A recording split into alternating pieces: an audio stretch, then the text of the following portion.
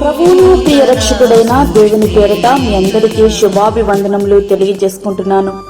Jesus ను creation ministries ద్వారా ఏ రీతిగా ప్రతిరోజు అనుదిన ఆహారమును మీతో పంచుకోవడానికి దేవుడిస్తున్న కృపను బట్టి దేవునికి అనలేని కృతజ్ఞతలు. ప్రియ సహోదరులారా, అందరు ఎలా ఉన్నారు? బాగున్నారా?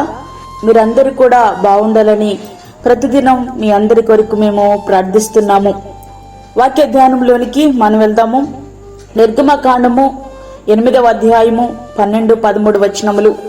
మోషే అహరోనులు ఫరో యొద్ద నుండి బయలు వెళ్ళినప్పుడు యెహోవా ఫరో మీదికి రాజేసిన కప్పల విషయంలో మోషే అతని కొరకు మొరపెట్టగా యెహోవా మోషే మాట చొప్పున చేసెను.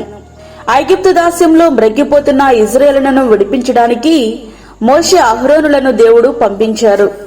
అయితే దేవుడు ముందుగానే తెలియజేశారు, ఫరో అంత తేలికగా నా ప్రజలను పంపించడని.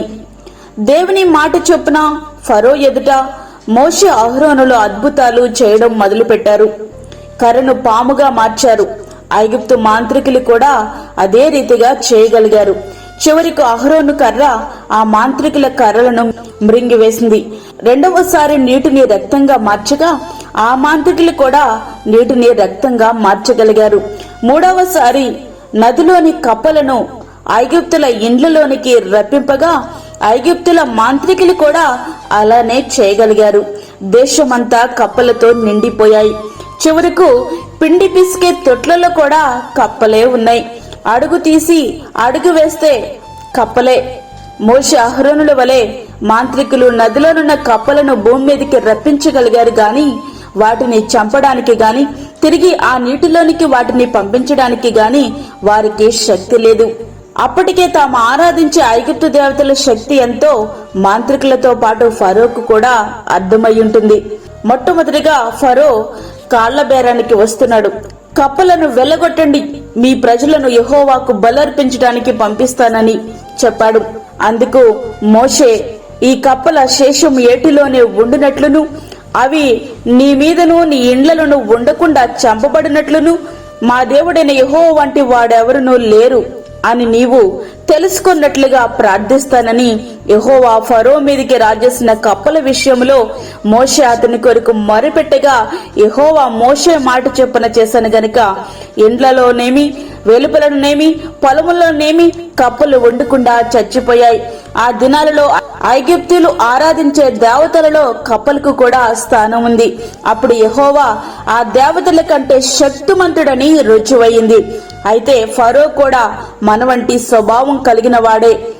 అవసరం తీరింది, ఉపశమనం కలిగింది, మళ్ళా అతని హృదయం కఠినమైపోయింది. ప్రియ సహోదరుడా, వాక్యమంటున్నటువంటి ప్రియ దేవుని బిడ్డ, ఎన్నిసార్లు దేవుని సన్నిధిలో నీవు తీర్మానాలు చేసి ప్రార్థించి పొందుకున్న తర్వాత మనము తీసుకున్న తీర్మానాలే గుర్తు లేకుండా పోయిన సందర్భాలు ఎన్నో ఉన్నాయి కదూ. సృష్టికర్త సర్వాధిపతి మన ప్రార్థనలో ఆలకించి దానికి ప్రతిఫలం ఇచ్చినటువంటి సందర్భాలు అనేకం ఉన్నాయి. అయితే అవన్నీ కూడా జరిగిన తర్వాత నువ్వు మర్చిపోతూ ఉన్నావు. అత్యంత బాధకరంగా అనిపిస్తాయి. ఎందుకంటే మనం ఆరాధిస్తున్న దేవుడు సృష్టికర్త, సర్వాధిపతి. మన ప్రార్థనలు ఆయన ఆలకించి ప్రతిఫలం ఇచ్చేవాడు. మోషే గారి కొన్ని సాకులు చెప్పి తప్పించుకునే ప్రయత్నం చేసినప్పటికీ చివరకు దేవునికి ఆయన లోబడ్డారు. ఆయన చేత అనేకమైన ఆశ్చర్య క్రియలు జరిగించారు దేవుడు. నీవును మోషే గారి వలె నేటికి తప్పించుకునే ప్రయత్నంలో ఉన్నావేమో. వద్దు, ఆయనకు లోబడి ఆయనపై ఆధారపడి ప్రార్థించి చూడు. నీ ప్రార్థన దేవుని సన్నిధికి నేరుగా చేరి ఆశ్చర్య క్రియలను జరిగిస్తుంది. ఆ రీతిగా మన జీవితాలు మనం సిద్ధపరచుకుందామా? ప్రార్థన ప్రతిఫలాలు మనం అనుభవిద్దాం. అట్టి రీతిగా దేవుడు మనల్ని సిద్ధపరచునుగాక. ఆమేన్. వాక్యమైన ప్రియ దేవుని బిడ్లారా, ప్రార్థనలో ఏకీభవించండి. పరిశుద్ధమైన తండ్రి, ప్రేమగల యేసు ప్రభువా, శ్రేష్టమైన మరి యొక్క దినం మా జీవితంలో మీరు అనుగ్రహించారు. నీకు వందనాలు. ఈ దినమంతటికి కావలసినటువంటి నీ కృపను దయచేయండి. ప్రతి విధమైన శోధన, కీడు, ప్రమాదము, తెగుల నుండి మీరు మమ్మల్ని కాపాడండి. అనారోగ్యంతో బాధపడుతున్న నీ బిడ్డలను మీరు ముట్టండి. చంటి బిడ్డలను, వృద్ధులను, గర్భిణీ స్త్రీలను జ్ఞాపకం చేసుకునండి ప్రభువా. వారికి కావలసినటువంటి నీ కృపను సమృద్ధిగా మీరు దయచేయండి నాయన. వారిని మీరు బలపరచండి తండ్రి, నీకు స్తోత్రములు. అలాగే దూరదేశంలో ఉండి వాక్యమును విని ప్రార్థనలో ఏకీభవిస్తున్న ప్రతి ఒక్క బిడ్డను మీరు దర్శించండి.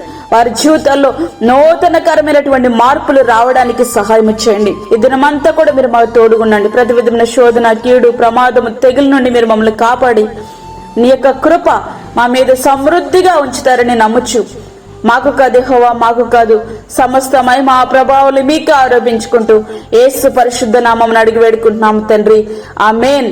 ఈ యొక్క వర్తమానములు మీ బంధువులకు, మీ స్నేహితులకు షేర్ చేయండి. దేవుని పనిలో మీరు కూడా పాలిభాగస్తులు కండి. అదేవిధంగా మీ ప్రార్థన అవసరతలు మాకు తెలియచేయండి. మా ఫోన్ నంబర్ 9177377559. దేవుడు మిమ్మను, మీ కుటుంబమును దీవించునుగాక. ఆమేన్. దేవుని సేవలో మీ సహోదరి అన్నామణి సాల్మన్. మా ఛానల్ని సబ్స్క్రైబ్ చేయండి, షేర్ చేయండి, లైక్ చేయండి. దేవుడు మిమ్మల్ని దీవించునుగాక. ఆమేన్.